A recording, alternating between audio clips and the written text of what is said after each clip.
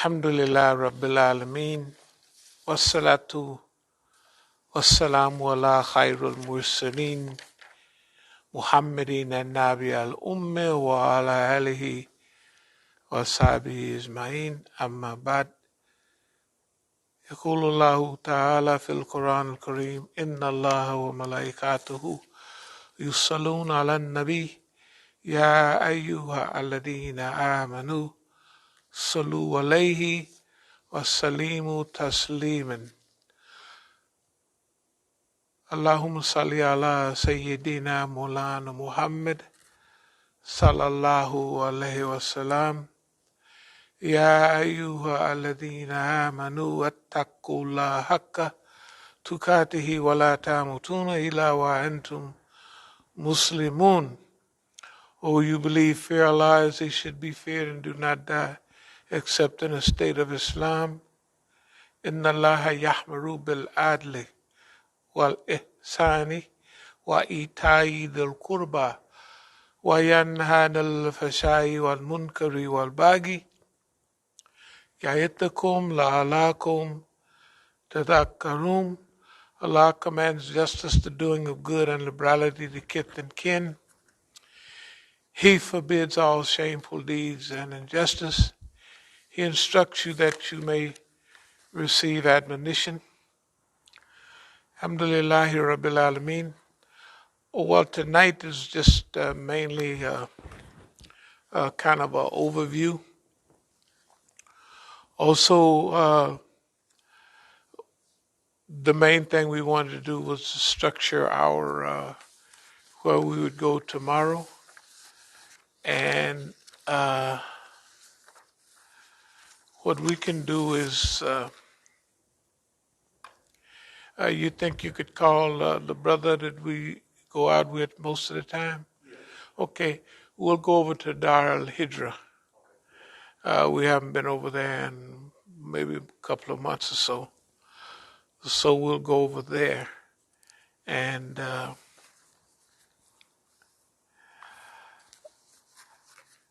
inshallah.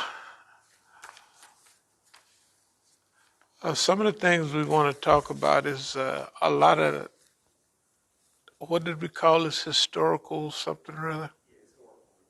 Historical redundancy, yeah. We've had a policy, the outline would look like this. We've carried on a policy of strategic depth.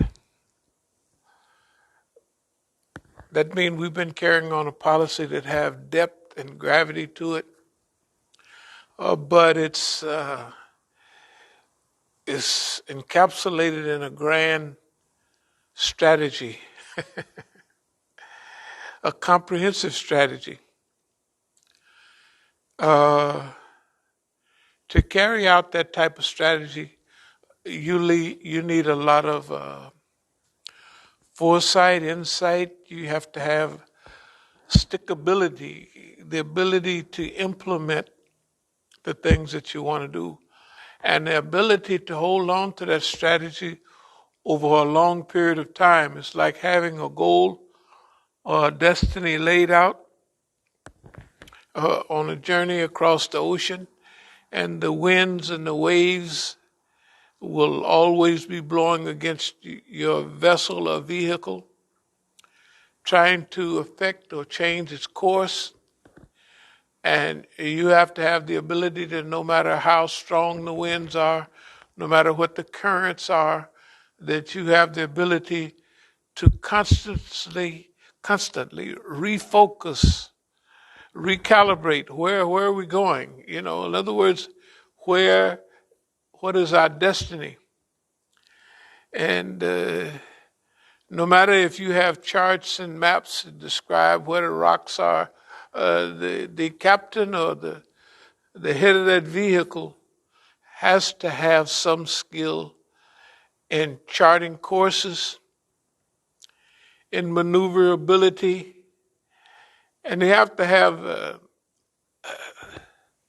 let's call it oceanic strategy, or some depth, some understanding of the ocean itself. In other words, if all the streams on earth go into the ocean, which they do, then the person that's going to navigate on that great ocean has to have some knowledge of the currents. They have to have some knowledge of and directional finders. They help them not only know where they want to go, find a course, but stay on that course. Because out there, the winds will blow against you and try to move you this way. Emotional winds, psychological winds, even spiritual winds at times. Societal winds. Things will blow against you and move against you to shift you off course. But you have to know where you're trying to go and have an idea of why you're trying to get there. And this will all help you stay focused on where you're trying to go. Definiteness of purpose. If you don't have a purpose or a goal to if you don't answer the question, why am I here? You're going to get diverted. You'll be kind of aimless. That don't mean a person won't have a reasonably good life, but you should have a purpose, a goal, and where you're trying to get to. And that could be your life goal or a temporary goal, a 5-year goal, 5-year plan to get you where you want to go in that period. And just before you arrive there, at the end of your 5-year plan, during the 4th year, right, you're planning for now your 15-year plan, your 20-year plan. Because you didn't gain skill, you know what I mean? You didn't learn how to play the game. If you have a goal and you learn how to get there, to get and fulfill and to accomplish that goal or direction, right? You're going to learn something about the ocean, something about the winds. You may not have mastered it yet, but you got a feel, right, of what battle space you're playing on. You got a feel on what happens on a voyage when you're headed in a certain direction. You have an idea of what you're going to run up against. And this, we call the program today, what is it, redundancy? Historical redundancy. I have to be truthful. We have gotten the historical redundancy down pretty well. Redundancy means that you can go over a thing and after a while, you don't even have to look at what you're doing. Because this thing has become so redundant, it's habitual. It's habitual. You could smell where you're going. You could hear where you're going. You could see where you're going. All your senses are incorporated into serving the purpose of direction and maintaining your direction. And in a way, we have to be somewhat, I don't say proud of ourselves, but where did we go last week? Islamic Center? It was a lady came up, I don't know if you saw her, and she was African-American sister, and was talking and, telling us about how things have gotten kind of difficult. And so I told her, she said she had written a letter to some of the brothers at one of the other big shot institutions. And she wanted to verify, they always ask you to give a reference to Imam or some, so I said, sure, I'll handle it. Now, I vaguely remember, the face and what have you, but I don't remember the person coming here a whole lot, okay. So, and then the brother called And the brother was one of the brothers that used to be out at one of the big shot places out there. And he told me, he says, "Oh, when you remember me, you'll remember me very well because I'm the one that used to handle zakat and sadaqah and I said, oh, so yeah, you one of the brothers used to give out those $20 gift cards, yeah, I mean, hey, now my idea was this. That was before a lot of people started helping, for Eid and what have you. So they would give us, I think it'd be a couple of thousand, something like that. And then that was when we was the only one really in touch with them on a daily basis. And they would tell us, oh, would you take these to Masjid Muhammad, and would you take these this place and that? And see, they saw it different from us.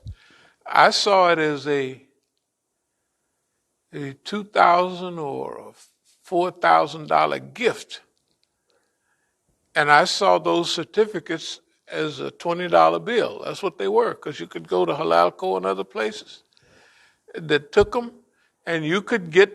That's what you could get. So sometime I would be at Halalco and I would see a sister might be shopping and having plenty of stuff there. And I would say, here you go. She would look, what are these? I said, don't worry. You just give them to the guy right there as you go through. And he'll take care of everything. And so we used them, but we also distribute them to the black community. Now, I'm not going to mention the Masjid, but the Negro Masjid in those days, they wouldn't even go out and pick them up. And I was mumbling to myself. I said, if they keep this up, I'm going to take it. This is real money.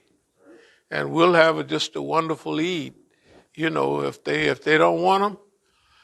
I mean, can you imagine if they're going to give you several $1,000s and you're not going to drive out and pick them up? Later on, they started, even with Masjid Muhammad, some of the bigger communities started handing out their packages of meat and other gifts in the parking lot at Masjid Muhammad.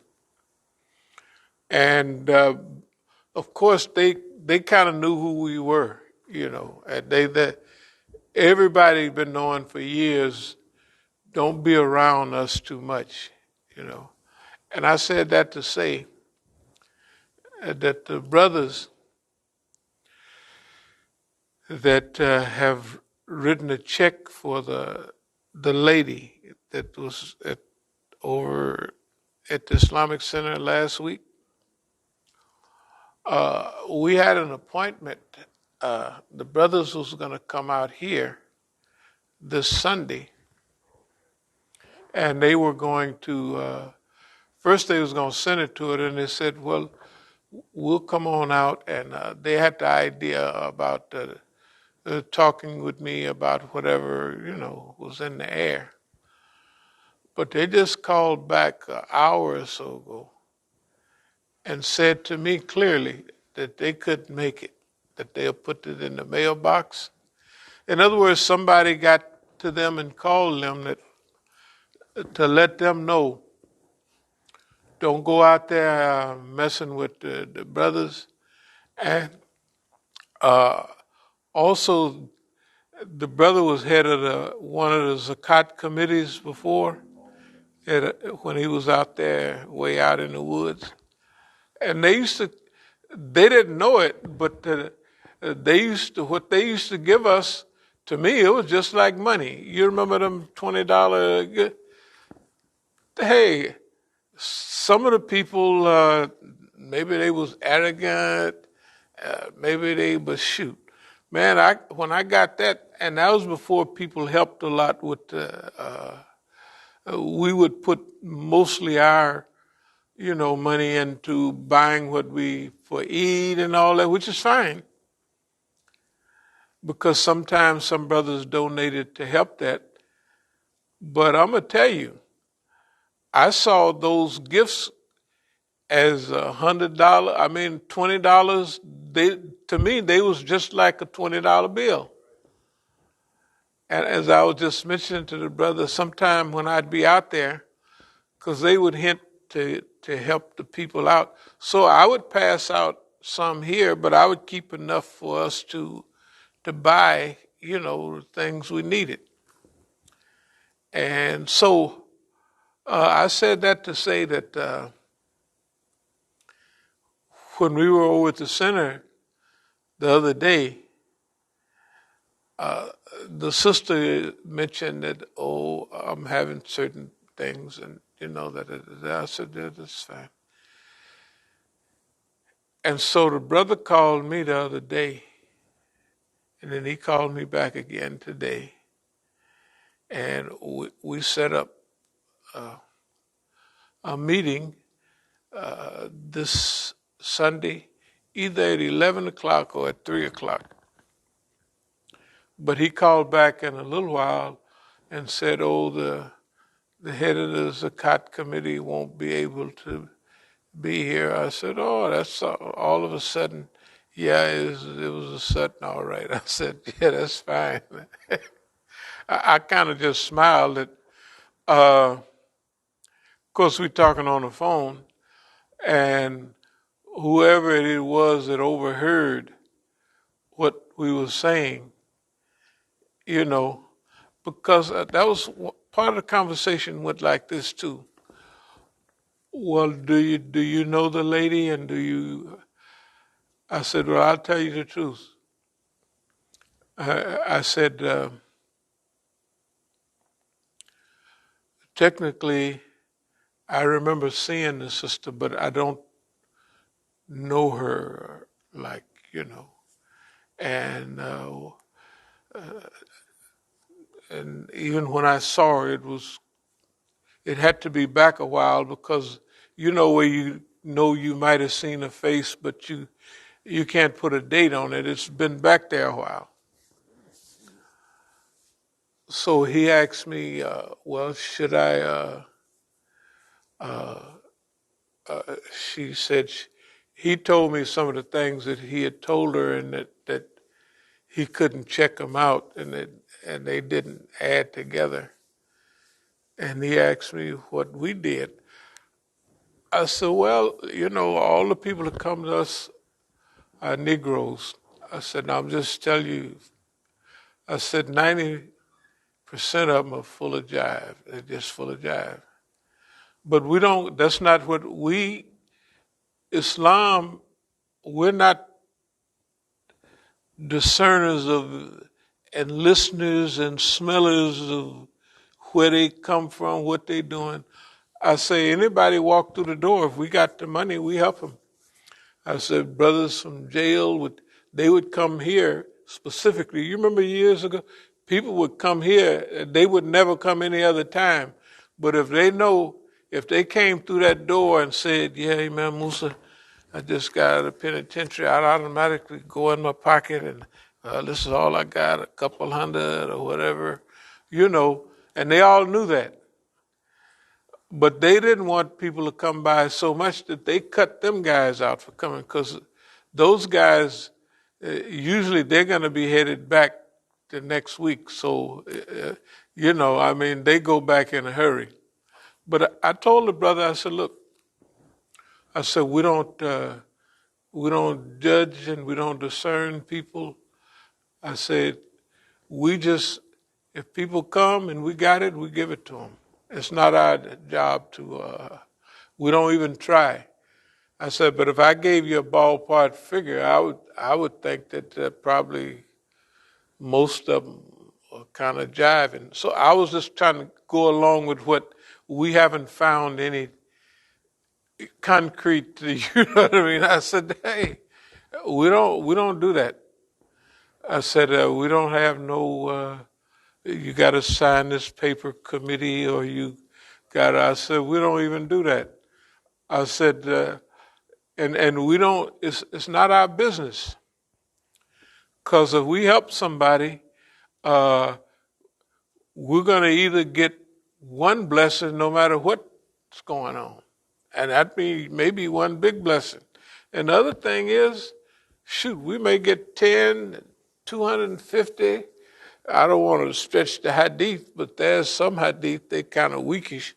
They go up into 50,000 just by saying one subhanallah or something. So, and if you give it, they go into the millions. I said, that's some of the boys. So basically, and this was today I was saying, no, if you can't make it, that's fine. The point I'm getting to is now I didn't see it, but I'm assuming from the dialogue and the way he sounded that our phone, of course, is listened to, and he was sounding enthusiastic, and he almost sounded like we're going to come out there, and he didn't say we're going to hook y'all up, but he just would remind me, yeah, I'm the guy out at the big show out there that, remember, I used to distribute the zakat. I said, yeah, and I do. I remember. He said, now we have an organization, that's not tied directly to that. So whoever was listening didn't want us to be hooked up with anybody that deals with the zakat or anything like it. It's no big deal. But I tell you, this is the other day technically it was my birthday, but it was a special deal because it's 2/22/22. Boy, look at here.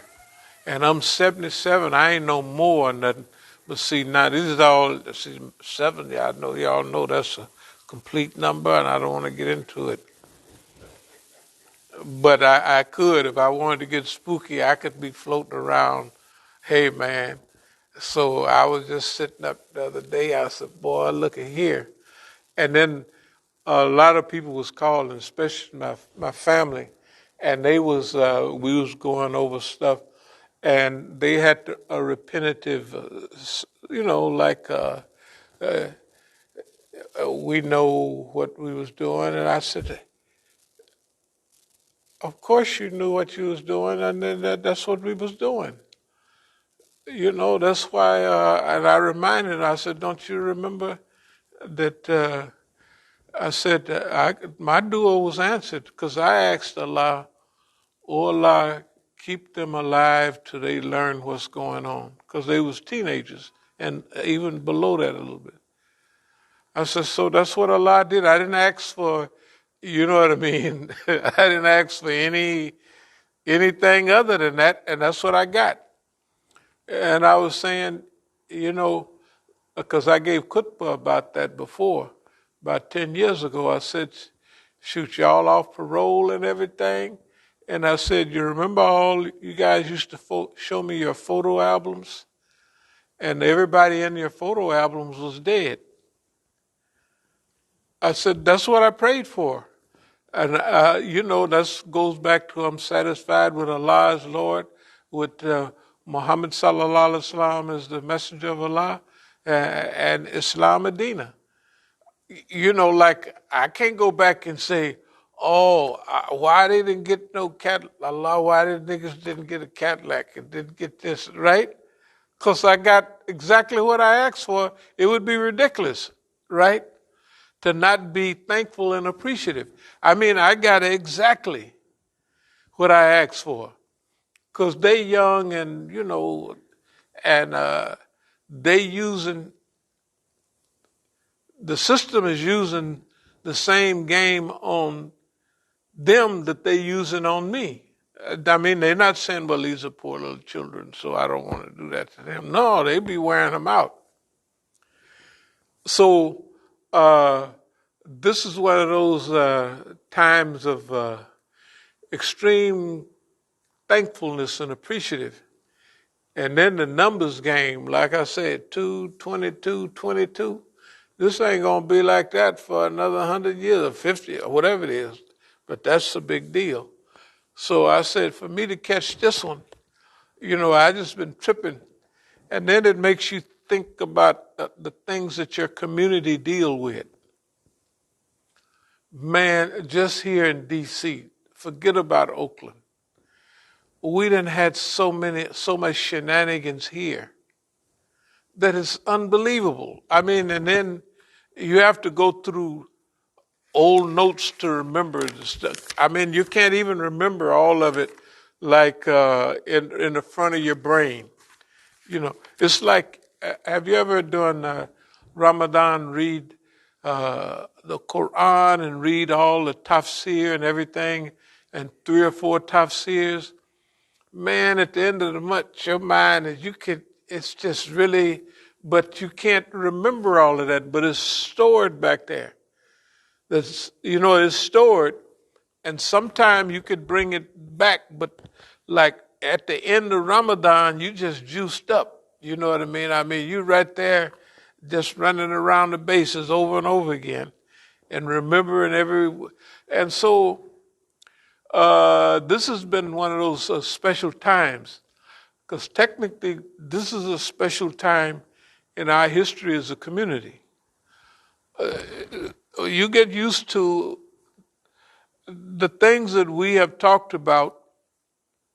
Inshallah, we'll do those things. It don't make no difference whether, like, if somebody's supposed to go with us and they don't show up for 5 years and they come back later on, or if they take the box and take half the money and give us $5.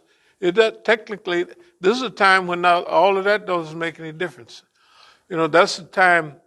It's like I used to talk about that feeling when you sit down on the bench and you're trying to get the feeling to push that iron up, and then you get a taste in your mouth, and then you say, I got it. Because you can see it going up. And you have to wait. You done warmed up, but once you see it go, that's what a taste, you know what I mean? It's a lot of mumbo jumbo, but you know you got it. And you may struggle with it, but it's gone. It's gone. 98% of the time, it's going to go. That's the way this feels right now. It doesn't make any difference about what special information the people might have. It doesn't make any difference in it. This is just one of those times. It's just, not only that, I don't want to regress, but boss man's luck is so bad. It don't make no difference what he do. We all hear the news about Ukraine and all that. Well, see, just look. And they just be talking. See, the people that listen to Western news, they just technically crazy almost, because they don't have oh my goodness. They don't know that, first of all, Russia lost 28 million people in World War II, the Great Patriotic War. And the Germans needed Russia and Poland and all that because Germany had so many people. They called it Lebensraum, living space. So that's why the Germans was always looking around at everybody's place like Poland. Yeah, we're gonna need that, Oh, Czechoslovakia, yeah, man, we're gonna need that. They just looking at it like a regular dictatorship. A way people looked at, and people be looking at other people's property. Man, that's a bad house. Let me fix up the taxes where I can get that. Like if they got any work downtown, man, I bet you I can get that boy. Well, that's the way Now, take into account the size of Russia, and historically, the people must have never read about Napoleon's retreat from Moscow, you know, and he had a nice time just riding on over there, and he had the Russian winter is so bad. Good God Almighty. Imagine the little chill around here sometime you don't like it much. Imagine like it's hot if it's what we call is 0 degrees is hot because they maybe 20 below, what the heck, 15 below all the time in the winter, 30 below. Some parts of Siberia, 40. They may get, of course, coldest temperature is about 70 below. That means your breath freeze, you know what I mean? And I mean, it's like you can't go to the bathroom hardly because if you stick anything out, the wind gonna freeze dry that boy and it might fall off. I'm just telling you, but that's the way it is. So the Ukrainians, which technically now, any of y'all would remember Nikita Khrushchev. Khrushchev, he was a leader. Khrushchev was Ukrainian. That was when all of them was homeboys. Okay, and so when the Nazis came through going to Moscow and Stalingrad, a lot of the Ukrainians, which didn't, they half and half. They got part of Ukraine is Russian speaking, and other parts. So anyway, huh? No, they speak Ukrainian. They actually speak Ukrainian, And then they got their little rulers is pretty not that nice of guys. And then they got the Nazis right now today is, so okay, and here's the US. They so crazy that they act like they don't have no sense, which I'm beginning to believe they don't.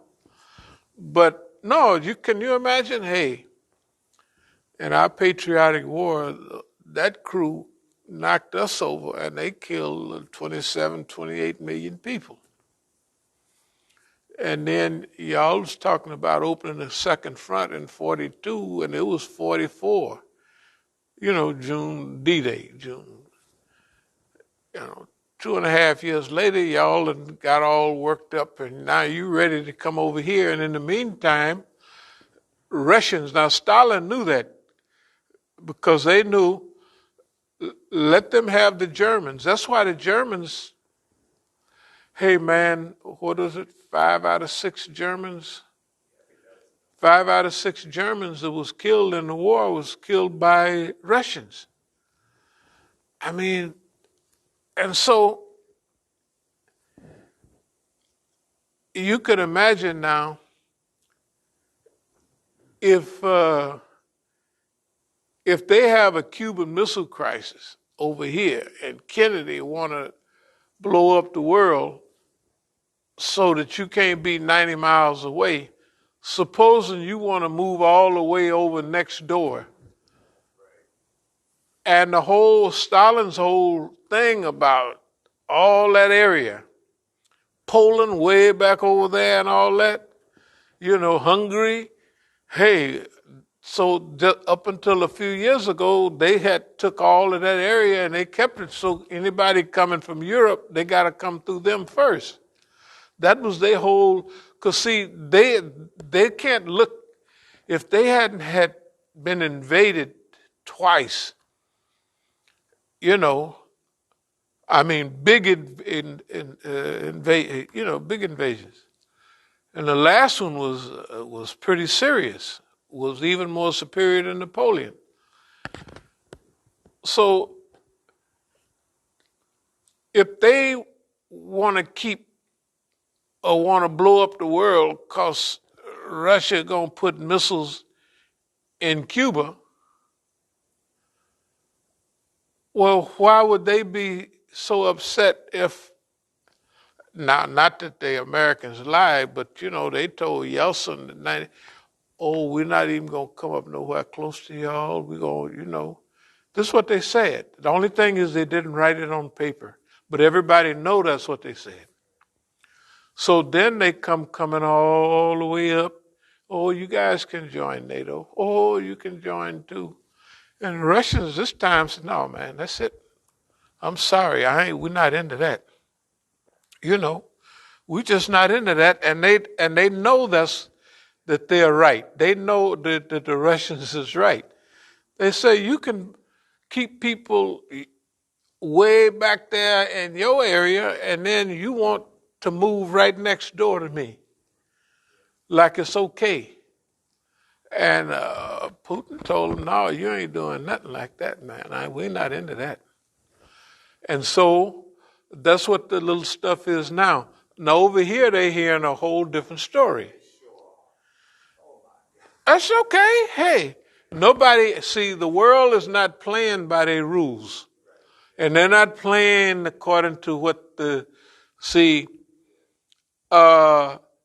all of this stuff is America's fault because the drunk Yeltsin, they just told him anything they want.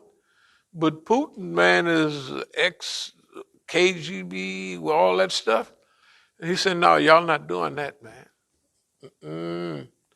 And then what make it so bad, they sanction them. Now, the sanction, Germany, still gets cold in Germany. And all the gas is coming from Germany. And the U.S. want to sell them some from way over here since I'm over there. And so all the slow Europeans and everybody in the world is not studying what's going on, so they have a background. They're listening to that dumb man, Mr. What's his name, the president. That boy is old and slow. His memory is worse than mine. So he got a bad, and I've been busted upside the head. So I got an excuse. You know what I mean? I could say, I just don't remember. I don't remember. Some people I'd be talking about something, and I'd be trying to remember the name of it. I said, well, shoot, that thing, it's got 4 wheels on it, it's got a stern wheel on it, and you put it in gear and it drive. Oh, a car. You talking about? I said, yeah, that's what I'm talking about. Everybody, you know what I mean? You can describe everything, the whole thing. It has pistons, but you just can't remember a car, right? And that's what happened when you get on. But you remember the whole story, right? You just can't remember. And that happens after a while. But see, look, these people, they don't know nothing. And they don't know that the Nazis killed millions of them.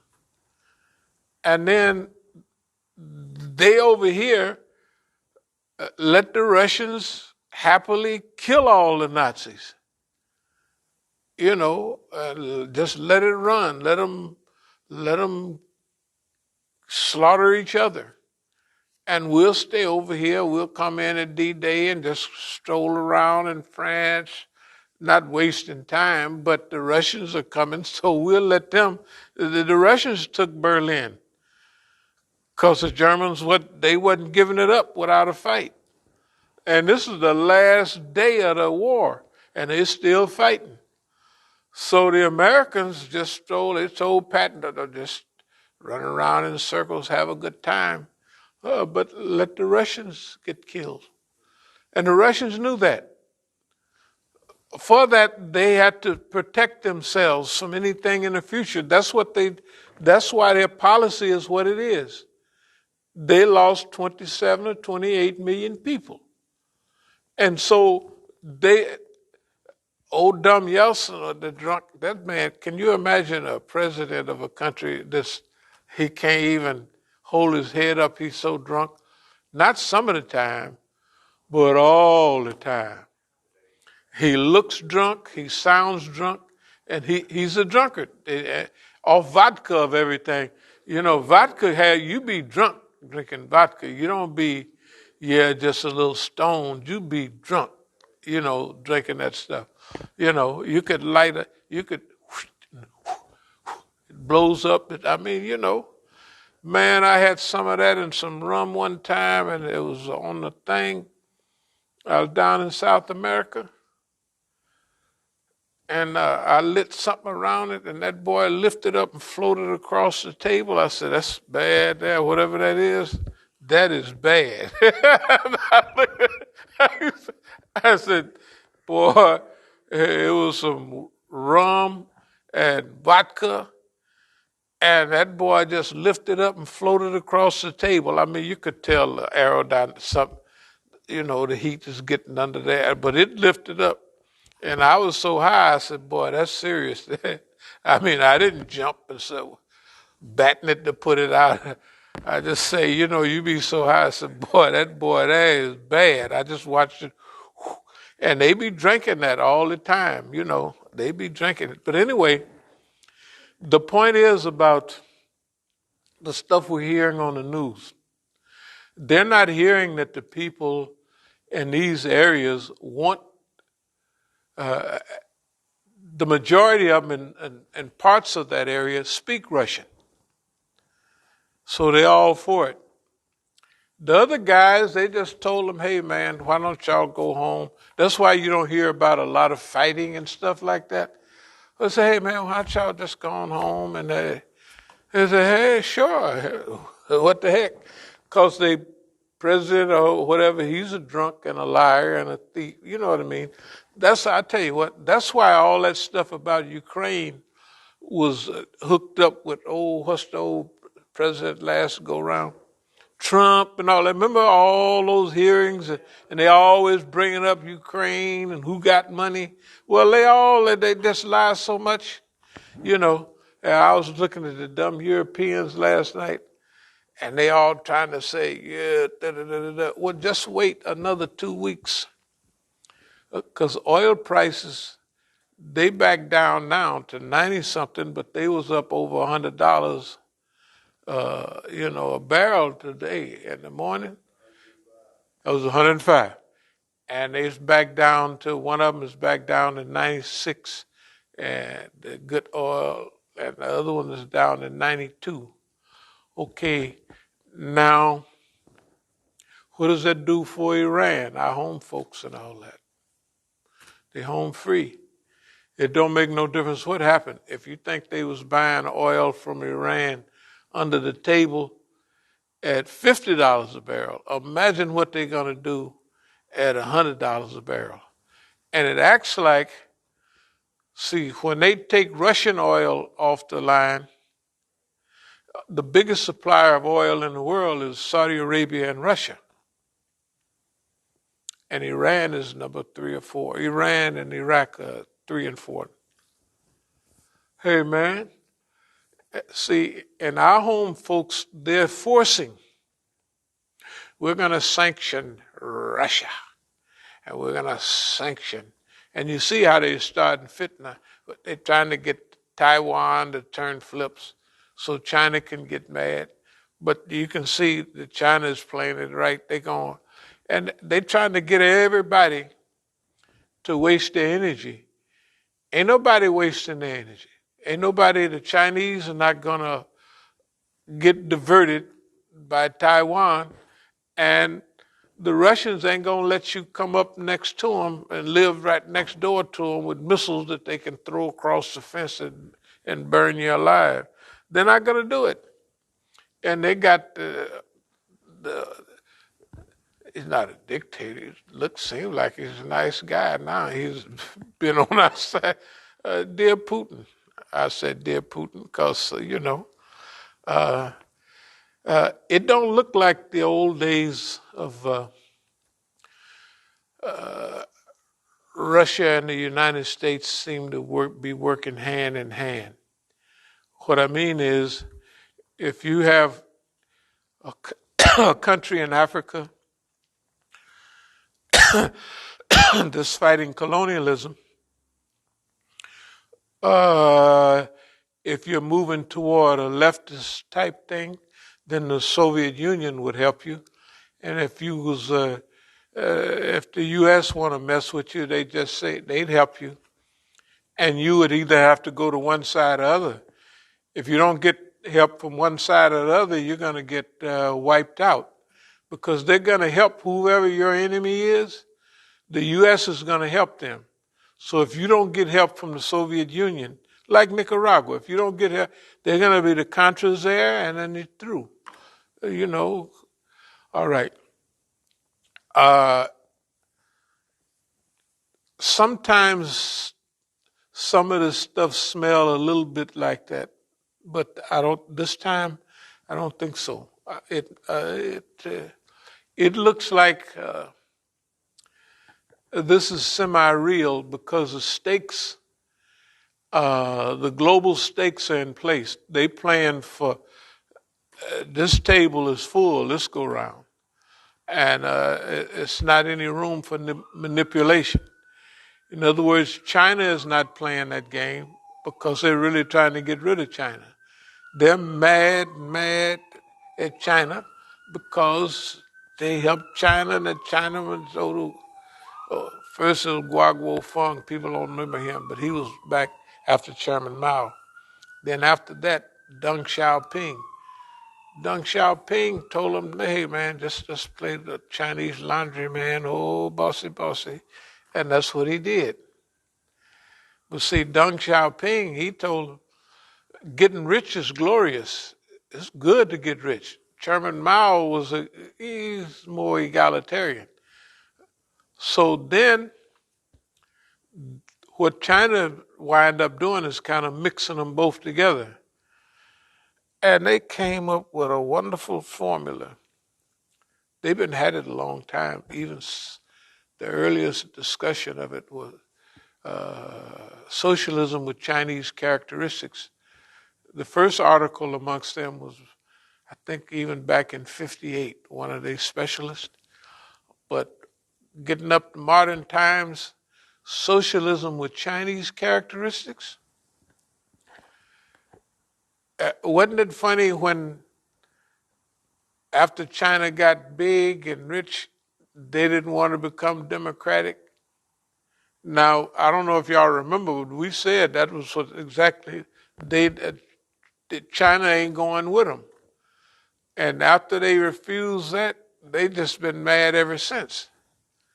But it's too late. China is not Japan. America helped Japan, and Japan got big, then they started getting too big, and America, some kind of way, brought them on down. The Tiny Tigers back in '98. It wasn't Singapore, but it was all Malaysia and Indonesia. They called them the Tiny Tigers. Something happened. They was on the upswing, and then whoosh. Okay. Now, this go around, remember, we always been talking about strategic alliance. You have China, the U.S. is making trouble with them, arming Taiwan. Okay. The U.S. is making trouble up near Russia, arming the Ukrainians and old Nazis. People right now that they have a Nazi party there, a big one. Yeah, carrying the Zeke Heil and all of that. Can you imagine 27 million Russians getting killed? They say, you ain't doing this around here.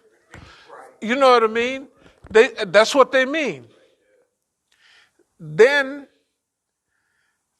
you have to imagine, in California, oil is, what is the gasoline? $5 a gallon, way up at like $5.50. Okay, in Oakland it would be more. LA, whatever LA is, it's $5.50. Let's say it's $5.50. Well, they're gonna cut off, if they cut off Russians' oil, which they probably won't. Whatever, in the last couple of days, the prices just skyrocketed. last couple of days. Okay. Imagine American people sitting here, not only just the one inflation is the highest inflation in 40 years without the gas and oil inflation. And it's still wintertime. A lot of people still get their heat through heating oil and everything. Now just imagine, get to be summertime, people getting ready to drive, and gasoline, if back this way is $5 a gallon, out that way is $6.50 or $7. I even heard the white folks say 10. I know they don't mean that. But if they keep on, so you got to remember, this is the trap. Whatever they do, they trapped. If, just like right now, what they in right now, they have to give people free money. They gave them all that free money last year. They had to give it to them because the people will rebel if they don't. They can't go nowhere. You got to give us that money. So they even sent me money. And I ain't been on the paper for 40 years. I haven't been on no paper. They just found me. They sent the check up to the house. This is for you. They sent two. It wasn't much, but they still sent it. Okay, that means the price is going up. Stores, have you been into some stores and they're not full as they used to be? The stores? Yeah, that's right. That's right. So I'm not imagining things when I go in the jar. I said, boy, this store look is empty, empty, empty. And I go in the shoppers, boy, it's empty, empty, empty. Right? But the prices are high, high, high. This is the historical trap. When Allah writes your name on the downhill list, you're going downhill, that's all. And it don't make no difference what you do. You're gonna either put your own name on the downhill list, somebody else gonna put it on there, and you're gonna step on a banana peel and slip and slide down the hill. Because that's what Allah wrote for you. Right now, can you imagine the so-called Iran trying to, it don't make no difference whether they sign a deal or not, because the people are going to buy Iranian oil. If they paying what they paying now, they've been buying it all along. Because if they buying it at $50 a barrel, you know they're going to buy it at $100 a barrel. Oh, $100 a barrel, we give you, shoot, you could get it at 80, man. Shoot. Everybody gonna line up. That's a lot of money off all that oil. And what is Germany gonna do? It freezes in Germany. And all up there around the Arctic Circle, it's cold up there. It's gonna be cold until a few months. And the summer ain't gonna be long, so they're gonna be cold again. They're gonna start getting cold again in September, October.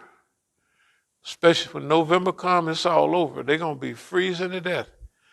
So they're going to need Russian oil.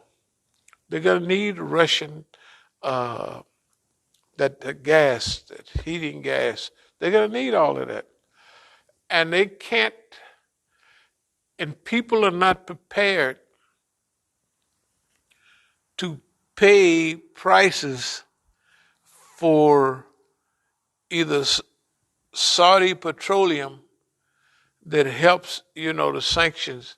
Imagine if you can sanction somebody and then you sanction Iran and then your homeboys, Saudi Arabia, get to sell all their oil. The people, they said, hey, man, we're not going for that no more.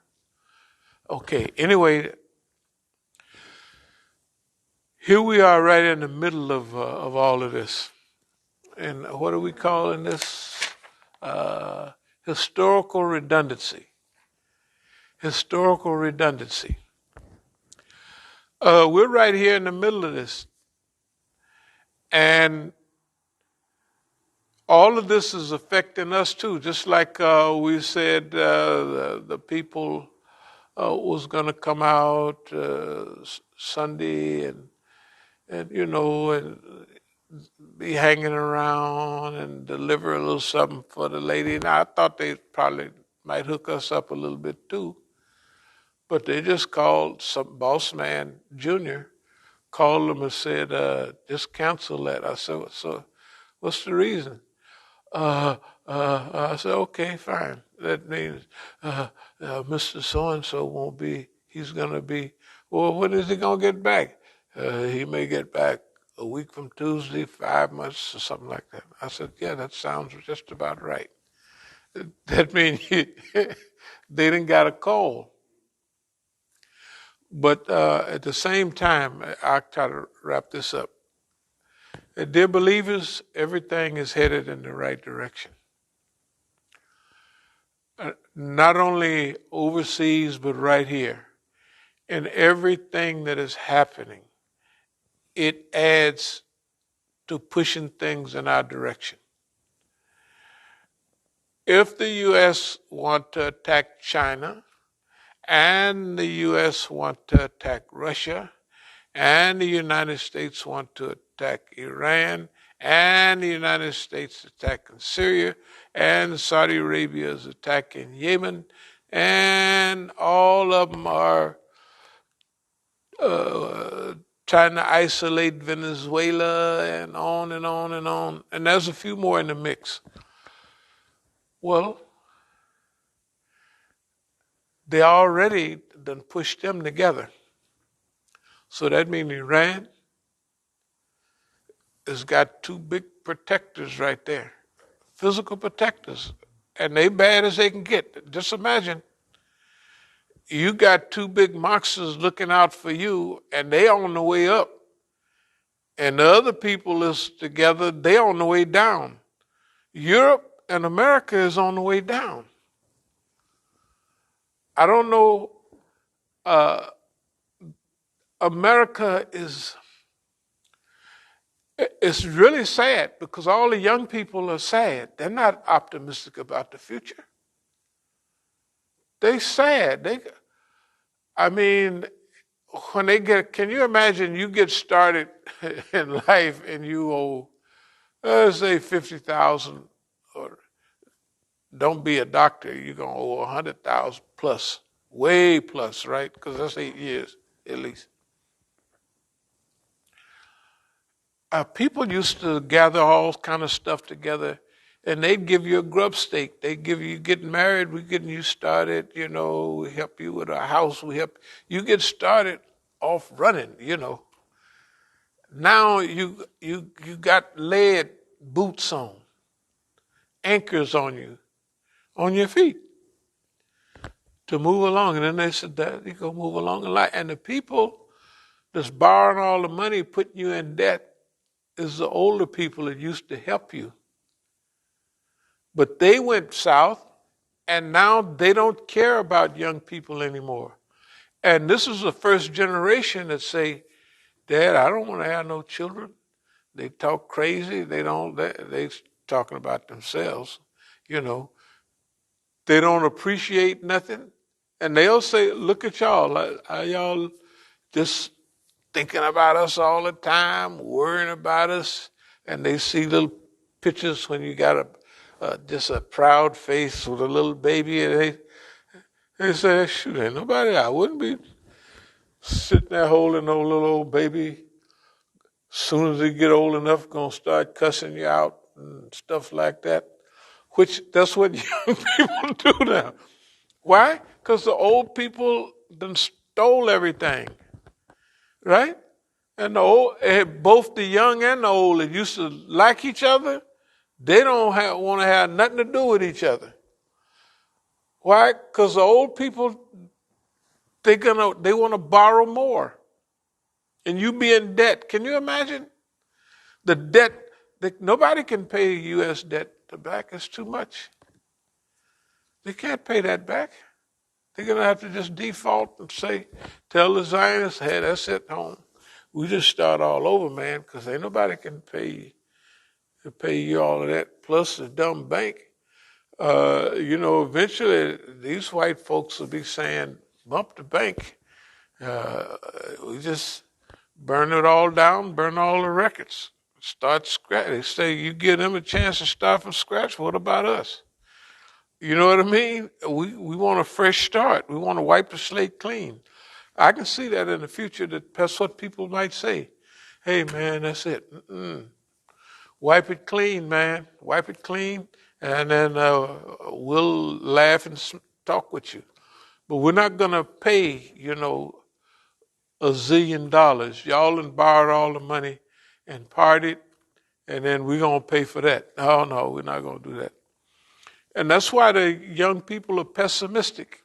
The poor little white lady from Greta Thunberg, she said, I ain't gonna talk to the UN no more. They just bring you there and make fun of you and have you give a big speech, and they be laughing at you inside, But the young people are serious. So now all we doing is, see, they have this big dumb plan, and we looking at the whole world, and the world is on our side. The world is on our side. The people of the world. Eventually, all of these lies will become evident, and they'll become evident sooner more than later. First of all, they have other streams of information from the regular TV news and all that. Well, those other streams of news, they mix with some truth in them. Okay, it's going to get heavier and heavier and cleaner and cleaner. So anyway, inshallah, we just keep doing what we've been doing and moving in the direction that we've been going. And in closing, strategic depth, that's what we have. And believe it or not, let's call it what it is, strategic brilliance.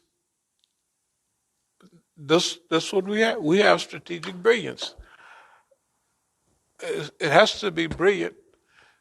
This is not from arrogance, but we haven't missed the call, and I don't know when. So it's not accidental if you do it all the time. Right? I mean, if we sit right here and and you could go back tomorrow and look at that, that's right. That means there's some strategic depth. It's strategic, but it has depth to it. Okay. Strategic alliance, strategic ability, strategic and historical awareness, all that stuff. We've been doing this. This is stuff from years ago. But this is what we planned to do then, and this is what's reflecting itself right now. Okay.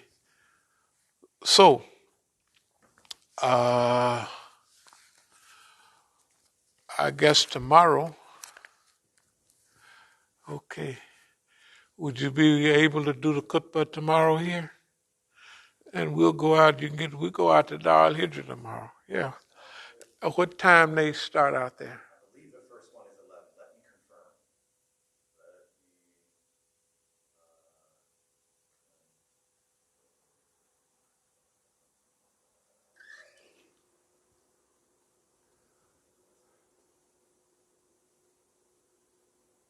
Yeah, so the first prayer is at 11. You do the first one 11, last one 1:30. Okay. And they're going to have 3, right? So they'll pray one prayer. They will start praying at 11:30. They'll probably start praying at probably 11:45. That's what Okay. I think. They use. The second prayer, the khutbah is going to start at 12:15. Okay. And the last khutbah will start at 1:30. At 1:30. Okay, good. Then fit, huh? Good turnout. Okay. We'll have our boxes in. We'll have some of our flyers. We'll put on. I'll take the speaker, although we may use it or may not use it. Yeah. As long as we get, as long as we see after a few months of these, this will be. Imagine that people. They'll recognize it. It won't be no. There people. The other flyers that we're going to put out will suggest that people give us their money. Yeah, yeah, that's what we're going to suggest. Give it, 'cause this is what we're trying to do. And just let them know your people are not going to miss this. They're not going to miss if you give us $10,000 each place, they're not going to miss that. They're getting $1 million. I don't know how much they get. Because people, they pay their zakat. So they get whole stacks of $100 bills. Like if people make such and such, they calculate their zakat that they pay. They don't pay it to the government and they don't give it to the neighbor. They give it to the masjid. That's why even in our boxes sometimes they have a few stacks of $100 bills. That's just what they would have gave. All the people are giving that. Well, they're lucky that we Muslims. Just imagine, man. You ever seen them boxes out there? It's like, why go? I wouldn't even think. Why would somebody waste all their time running to a bank and all that? Right? They better. A lot of Muslims in the penitentiary, they come out and they can count too. They a little slow, but they can count. Man. Anyway, they should be thankful that their first encounters was with people like us, because they know what we're trying to do, and they're not. That's technically it's not right. They know that we're not going to get, but 2% of what they. So what the heck? And they know. Every one of them know who we are. And they know they used to give care and them $1 zillion, and they got babies all over the country in line, and all them other people. The liars have a fundraiser. Boy, they be raising money. I was out there in California, and when I went to 2 of them, Brother Mahmoud Abdul Rauf spoke at 2 of them, and they just be, we only have right now, we only at $360,000. We're trying to get to $500,000. Will y'all help us to get at this little fundraiser? We just want to get to 500,000. Can you help us? Well, okay. We're only at 400. We only have another 50,000 to go. 450,000. Who wants to take that? Who wants to take that? I got 25 of it. I take the other 25 then. And off they go to the crazy house, and they don't do nothing, and they just waste their money. We call the people, and the people in Texas were saying, I'll close in a minute. I just read your bio, and they said this about you. Did they say that? Is that true? I said, hell, what they say don't make no difference. Yeah, that's what they say. That's what they say. You gonna listen to me, you gonna listen to them. You wasn't listening to them when I'm out there helping y'all raise funds in California, right? Yeah. Anyway, so, but we will have a little different approach. So I hope that by Ramadan we will have insinuated ourselves into the community, all the way from Baltimore, D.C., and down wherever. We will. That's enough time for us to approach the people, and so That's where we're headed. And that's just the first part. All right, any questions or comments? Any questions or comments? Well, brother was, I said this a little bit before you commented on it, but he said, I don't think the Europeans are going to go along with that deal when it gets cold. I think this would be a big boon for Iran to sell their oil. Concerned with what's happening in Russia, but not in Europe and in Ukraine with the Europeans. He's saying you don't think the Europeans are going to go along with the sanctions against Russia, given the oil that they need. No, they just saying that. They're not going to freeze to death because the United States done already let them know. He done let the French know. I mean, the Australians and all of them, they know boss man is all for himself. You got to look out for yourself. They're just saying that. And those slow people in the UN are jumping on, hey, after they're a little chilly for about 3-4 days, and the prices quadruple or double for any oil, not just motor oil for driving. But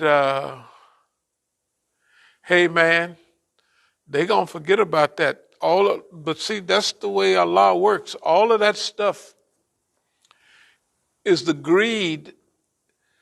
Once you start going downhill, you do your own dirty work. You take your own self out. You take your own self out. Nero fiddled while Rome burned.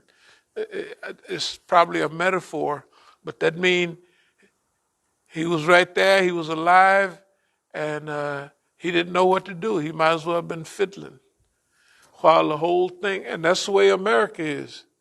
Look at America, man. This is like unbelievable what's happening in America. And California, and they have license plates down in Texas. We don't want y'all coming out here. And the people, they done already got messed up. Up in Oregon and Washington, they've been hating California people for 40 years. We don't want y'all come. We don't want the Californification of the wet. We don't want you coming up here. You know, you done dried out and burn out. And I don't know, the whole process. If Lake Mead can be just about dry, and you can see the rings all around Lake Mead, hey man, and the piers and the houses are up here, and the water is way down there, you know. And well, it's got to get worse. It's going to be dry. Each year is drier. They have a mega drought going on now. And one thing lead to another. And in closing, boss man ain't slowing down. He's not having no emergency meetings and, well, we got to stop right now. He won't do it. That's the insanity. They over there trying to foment war in Europe with like their own country like on fire. That is insane.